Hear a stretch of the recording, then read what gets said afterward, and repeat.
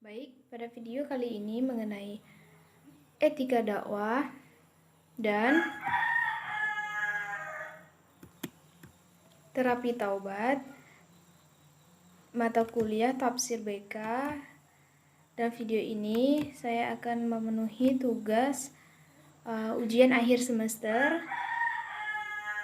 Baiklah, saya akan membahas tentang etika dakwah. Secara etimologi, etika berasal dari bahasa Yunani atau ethos dalam bentuk tunggal. Nah, kata ethos ini memiliki arti tempat tinggal, padang rumput, kadang adat, kebiasaan, akhlak, watak, perasaan, sikap, dan cara berpikir. Nah, sedangkan menurut Akham Karl Zubair, istilah etika itu sering identik dengan susila.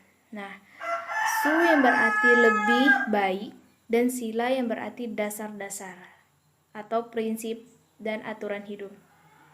Sedangkan menurut KBBI, kata etika ini memiliki arti ilmu tentang apa yang baik dan apa yang buruk, serta tentang hak dan kewajiban moral. Nah, kumpulan asa atau nilai yang berkenaan dengan akhlak, nilai mengenai benar atau salahnya yang dianut suatu golongan atau masyarakat tertentu.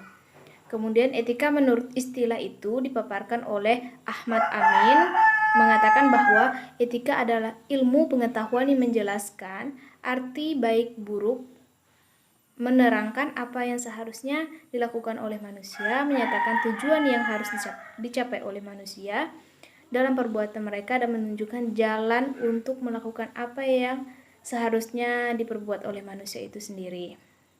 Bismillahirrahmanirrahim.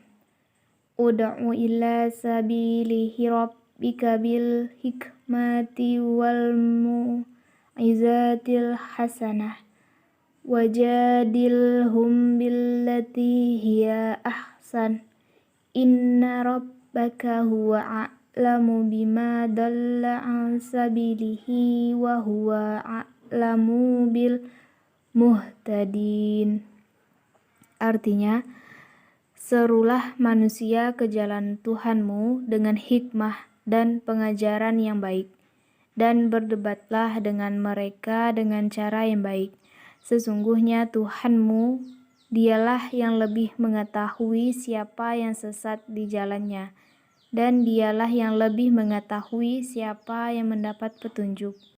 Tafsir ayat berkata, Ud'u, serulah, ila, kepada, sabili, jalan, rabbika, Tuhanmu, bil hikmah, dengan hikmah, wal mu'izati,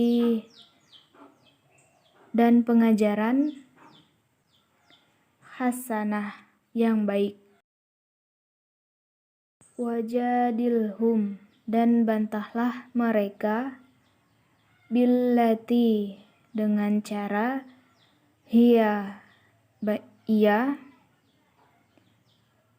ahsan, baik, inna, sesungguhnya, rabbaka, Tuhanmu, huwa, dia, a'lamu, lebih mengetahui, biman, dengan siapa, dalla, tersesat, an, dari, sabilihi, jalannya, wahwa, dan ia, a'lamu, lebih mengetahui, bil muhtadin, dengan orang-orang yang mendapat petunjuk. Dalam ayat ini, Allah memberikan pedoman kepada Rasul-Nya tentang cara mengajak manusia atau berdakwah ke jalan Allah, dan jalan Allah yang dimaksud itu adalah agama Allah, yakni syariat Islam yang diturunkan kepada Nabi Muhammad SAW. Allah meletakkan dasar-dasar dakwah untuk pegangan bagi umatnya di kemudian hari dalam mengemban tugas dakwah.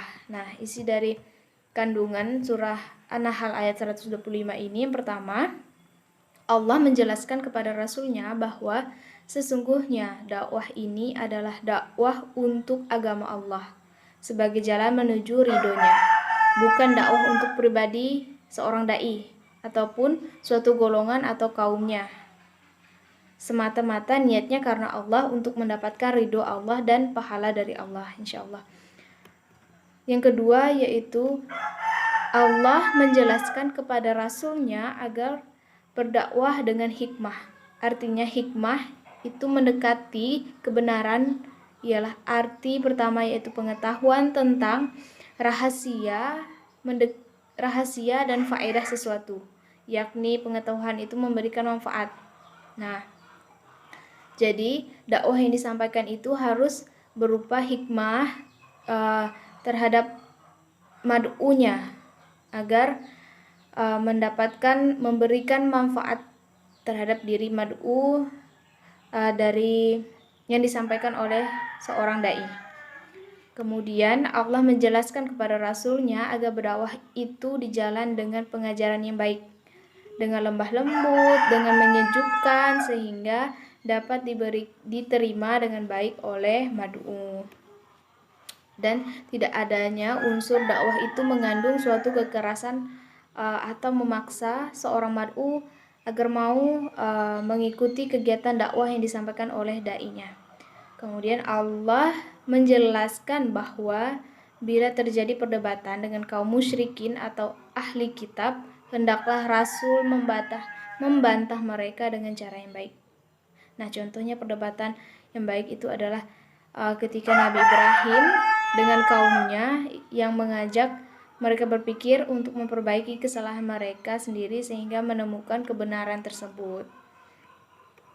Kemudian yang terakhir adalah akhir dari segala usaha dan perjuangan itu adalah iman kepada Allah, karena dialah yang menganugerahkan iman atau hidayah kepada jiwa manusia itu, bukan orang lain ataupun dai itu sendiri. Nah, ketika seorang dai menyampaikan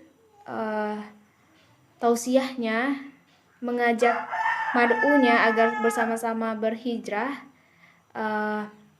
dai hanya bisa menyampaikan. Kemudian sang pemilik hati adalah Allah. Dialah yang menentukan hidayah akan diberikan kepada siapa, entah di mana atau kejadian apapun itu akan terjadi dan menjadi rahasia Allah. Baik, materi selanjutnya yaitu mengenai terapi taubat. Taubat adalah kembali tunduk kepada Allah dari maksiat kepadanya, kemudian kembali taat kepadanya. Taubat itu terbagi menjadi dua, yaitu taubat mutlak dan taubat muqayyad atau terikat. Taubat mutlak itu berarti taubat dari segala perbuatan dosa, sedangkan taubat muqayyad adalah bertaubat dari salah satu dosa tertentu yang pernah dilakukan. Syekh Al-Utsaimin dan Syar'ul Usul min Ilmi Usul menjelaskan taubat adalah suatu kewajiban kaum yang beriman, bukan kewajiban orang yang baru saja berbuat dosa. Jadi siapapun yang memiliki keimanan kepada Allah itu wajib bertobat, entah ia melakukan dosa ataupun tidak, atau dosa yang disadari ataupun tidak, maka diwajibkan kepada kita untuk mengevaluasi, untuk bertobat, mengakui kesalahan kita kepada Allah. Tobat bisa dilakukan setiap hari, setiap saat, setiap detik malahan bisa dilakukan agar membersihkan hati kita yang kotor. Nah, Allah menyifati dirinya itu dalam Al-Quran adalah Ia adalah Maha Pengampun lagi Maha Penyayang. Nah, hampir mendekati 100 kali dalam Al-Quran Ia menyifati dirinya sebagai Maha Pengampun lagi Maha Penyayang.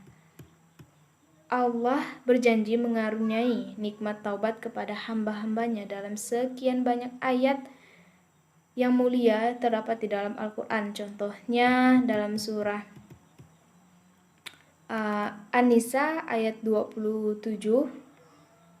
Nah, kemudian Bismillahirrahmanirrahim. Wallahu yuridu ayyatuba alaikum wa yuridul ladzina yattabi'una syahawati an tamilu mailan azim. Wallah, dan Allah, yuridu, hendak, ayyatuba, menerima taubat, alaikum, darimu, wa yuridul ladzina yattabi'una syahawati, sedang orang-orang yang mengikuti keinginannya menghendaki antamilu maila, agar kamu berpaling, azim, sejauh-jauhnya dari kebenaran. Kemudian syarat-syarat dalam taubat adalah secara terminologis itu syaratnya ada 3. Meninggalkan perbuatan dosa, kemudian menyesali perbuatannya, kemudian bertekad untuk tidak melakukan perbuatan dosa itu kembali. Kemudian menurut syariat itu kurang lebih sama, hanya saja lebih spesifiknya lagi itu adanya perasaan yang menyesal dalam hati ketika telah melakukan perbuatan dosa itu. Seandainya ketika kita berbohong kepada teman kita. Nah, setelah kita berbohong, kita merasa saya menyesal karena telah membohongi teman saya. Nah, kemudian membaca istighfar, memohon ampun kepada Allah, dan setelah itu harus bertekad untuk kuat untuk tidak mengulangi perbuatan dosa itu sendiri. Kalaupun perbuatan dosa itu berkaitan dengan sesama manusia, maka terlebih dahulu kita sebagai umat manusia juga harus meminta maaf kepada orang yang telah dizolimi kita, orang yang telah kita bohongi tadi. Contohnya kita membohongi teman kita, kemudian setelah beristighfar kita menemui teman kita mengatakan bahwa kita minta maaf telah membohongi teman kita itu. Nah, setelah itu tobat kita akan insya Allah diterima oleh Allah Subhanahu wa Ta'ala.